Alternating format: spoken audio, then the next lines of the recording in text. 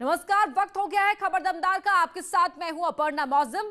Bulletin की शुरुआत अतिक्रमण की तस्वीरों के साथ करते हैं। गाजियाबाद में अवैध रूप से बनी एक बिल्डिंग को गाजियाबाद विकास प्राधिकरण की टीम ने गिरा दिया है।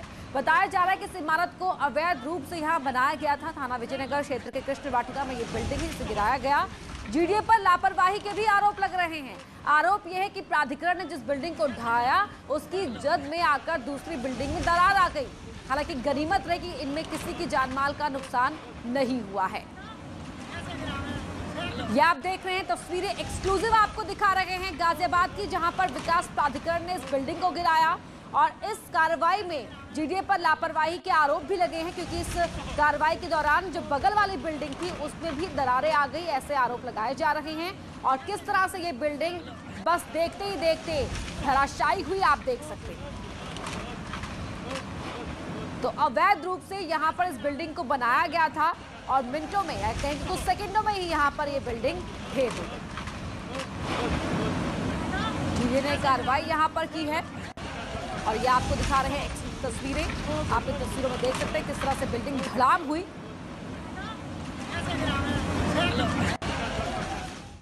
वही किसान आंदोलन पर कल सुप्रीम कोर्ट अपना फैसला सुनाएगा। बता दें कि आज सुप्रीम कोर्ट में आज भी सुनवाई हुई थी। कृषि कानूनों को होल्ड करने की बात सुप्रीम कोर्ट की ओर से कही गई थी।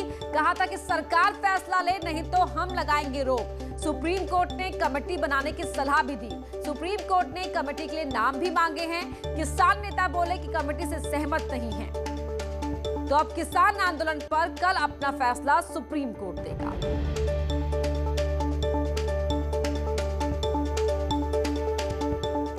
सुप्रीम कोर्ट ने कहा कम लोगों की मौत पर हाथ में हाथ रखकर हम नहीं बैठ सकते, इसीलिए हम अपना काम करेंगे और किसान आंदोलन जारी रख सकते हैं। दरअसल सुप्रीम कोर्ट ने कमेटी के लिए नाम मांगे हैं, लेकिन किसान नेताओं ने कमेटी पर अपनी असहमति जता दी है। सुप्रीम कोर्ट ने किसान आंदोलन को लेकर चल रही सुनवाई के दौरान केंद्र सरकार और किसान दोनों को फटकार लगाई और कृषि कानूनों पर रोक लगाए जाने के संकेत दिए। कोर्ट ने कृषि सुधार कानूनों को लेकर कमेटी बनाने की जरूरत महसूस की और कहा कि अगर समिति ने सुझाव दिया तो वो इसके लागू होने पर रोक लगा देगा। मामले की सुनवाई कर रही पीठ ने आरएम लोढ़ा सहित सभी पूर्व सीजीआई के नाम कमेटी के अध्यक्ष पद के लिए सुझाए। वहीं कोर्ट ने ये भी कहा कि सरकार उसे संयम पर भाषण ना दे, क्योंकि वक्त बीतता जा रहा है। माना जा रहा है कि कल सुप्रीम कोर्ट इस मामले में कोई आदेश दे सकता है। शीर्ष अदालत किसान संगठनों के साथ सरकार की बातचीत में गतिरोध बरकरार रखने के बीच नए कृषि कानूनों को चुनौती देने वाली कई याचिकाओं और दिल्ली की सीमा पर चल रहे किसानों के प्रदर्शन से जुड़ी याचिकाओं पर सुनवाई कर रही है। और अब बात बड़ी खबर की करते हैं। आम आदमी पार्टी के नेता सोमनाथ भारती को गिरफ्तार कर लिया गया। सोमनाथ भारती ने सीएम योगी पर बदजुबानी करते हुए अभद्र भाषा का इस्तेमाल किया था। रायबरेली में आज सोमनाथ भारती अपना आपा खो बैठे और सीएम योगी को लेकर भद्दी भद्दी बातें करने लगे। सोमनाथ पुलिसकर्मियों से भी उलझ गए, उनसे बदसलूकी करते दिखाई दिए। सबसे पहले आपको सोमनाथ भारती का बयान सुनाते हैं, जिसमें उन्होंने सीएम योगी को लेकर अभद्र भाषा का इस्तेमाल किया। उन पर स्याही फेंकी गई। पुलिस ने सोमनाथ भारती को अरेस्ट कर लिया गया है। बोल दो, ये सब करने से कुछ नहीं होगा। पहचानना नहीं चाहिए। ये सब करने से कुछ नहीं होगा। तुल मौत सुनिश्चित है। नहीं चलेगा। बोल दो, ये सब करने से कुछ नहीं होगा। पहचानना नहीं चाहिए। ये सब करने से कुछ नहीं होगा। तुल मौत सुनिश्चित है।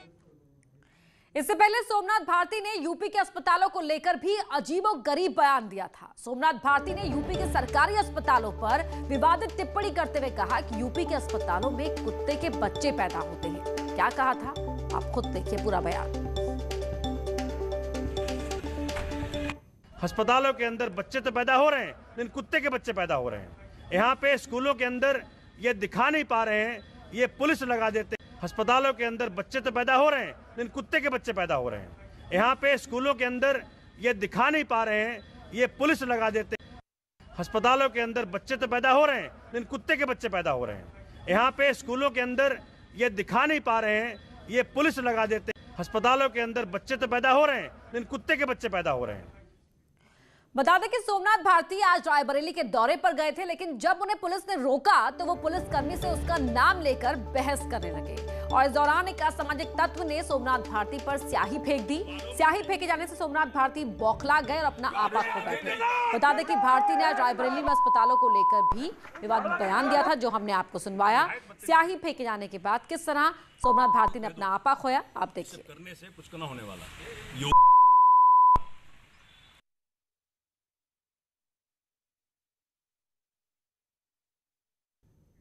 स्याही कांड और सोमनाथ भारती की बदजुबानी के बाद राजनीतिक प्रतिक्रियाएं भी सामने आने लगी हैं। देखिए किस नेता ने क्या कहा। कोई व्यक्ति गलती करता है तो उसको सजा देने की जिम्मेदारी कानून की होती है, लेकिन उत्तर प्रदेश में देखा जा रहा है कि यहाँ पे भारतीय जनता पार्टी से संबंधित संगठन कानून अपने हाथ में ले लेते हैं। ये देश के लिए और प्रदेश के लिए चिंता की बात है कि भारतीय जनता पार्टी और भारतीय जनता पार्टी से संबंधित संगठन कानून अपने हाथ में ले रहे हैं। ये लोकतंत्र के लिए अच्छी बात नहीं है। आप पार्टी के नेता सोम भारती ने आज जिस तरीके का बयान दिया है, उसमें लोकतंत्र उस बयान का कोई मायने नहीं रखता। राजनीति में एक शिष्टाचार होता है और जिस तरह के बयान उन्होंने दिया है, कांग्रेस पार्टी इसकी निंदा करती है। मगर सवाल उठता है कि 2014 में भारतीय जनता पार्टी सत्ता में आने के बाद जिस तरह के बयान भारतीय जनता पार्टी के नेताओं ने लगातार विरोधी दल के नेताओं पर दिए हैं, जिस तरह की भाषा का प्रयोग किया है, राजनीति में इस तरह की भाषा का कोई स्थान नहीं। सोमनाथ भारती ने जिस तरह की भाषा का प्रयोग किया, ये पूरे उत्तर प्रदेश की जनता का अपमान है। निश्चित रूप से उनकी गिरफ्तारी होनी चाहिए, क्योंकि उन्होंने जिस तरह की भाषा का इस्तेमाल माननीय मुख्यमंत्री के लिए किया और जिस तरह के ये अस्पतालों को लेकर के जो बात कही, उसकी जितनी निंदा की जाए कम है। सोमनाथ भारती की बदजुबानी पर कैबिनेट मंत्री सुरेश खन्ना का भी बयान सामने आया। क्या कहा सोमनाथ भारती पर, उन्होंने देखिए। पार्टी उत्तर प्रदेश में नक्सल राजनीति का प्रयोग करना चाहती है, पर वह यहाँ कभी भी कामयाब नहीं हो पाएगी। यूपी की महान जनता ऐसी सोच के लोगों को बखूबी पहचानती है। अब तो देश भर में आम आदमी पार्टी पूरी तरह बेनकाब हो चुकी है। गाली गलौज, अभद्र भाषा और अराजकता आम आदमी पार्टी की पहचान बन चुकी है। सोमनाथ भारती ने प्रदेश की मातृशक्ति और बच्चों के लिए इतनी अभद्र भाषा का प्रयोग किया है कि उसे तो सार्वजनिक तौर पर बताया भी नहीं जा सकता। वहीं सिद्धार्थनाथ सिंह ने भी सोमनाथ भारती के बयान की निंदा की। उन्होंने अपने ट्वीट में लिखा कि सोमनाथ भारती द्वारा मुख्यमंत्री जी पर दिए गए बयान की घोर निंदा करता हूं। वैचारिक मतभेद अथवा राजनीति एक तरफ, परंतु ये खुलेआम आम मौत की धमकी देना लोकतंत्र के लिए बहुत बड़ा खतरा है। तो राजनीति एक तरफ, परंतु यूं खुलेआम मौत की धमकी देना लोकतंत्र के लिए बहुत बड़ा खतरा है। अरविंद केजरीवाल जी अपने विधायक को शिष्टाचार और सद्बुद्धि देंगे अगर खुद उनके पास शेष हो तो इस तरह तंजिया लहजे में यहां एक ट्वीट किया है और निंदा की है। वहीं आम आदमी पार्टी के विधायक सोमनाथ भारती को एमपी एमएलए कोर्ट से बड़ा झटका लगा है। बड़ी खबर आपको बता रहे हैं, 14 दिन की न्यायिक हिरासत में भेजे गए हैं सोमनाथ भारती। अब जेल में रहेंगे सोमनाथ भारती। सोमनाथ भारती ने विवादित बयान दिया था और अब जेल में रहेंगे सोमनाथ भारती। तो उन्हें एमपी एमएलए कोर्ट से बड़ा झटका लगा है। अमेठी से गिरफ्तार किया गया था और उन्हें अब 14 दिन के लिए न्यायिक हिरासत में भेज दिया गया है, यानी कि अब 14 दिन जेल में रहेंगे सोमनाथ भारती।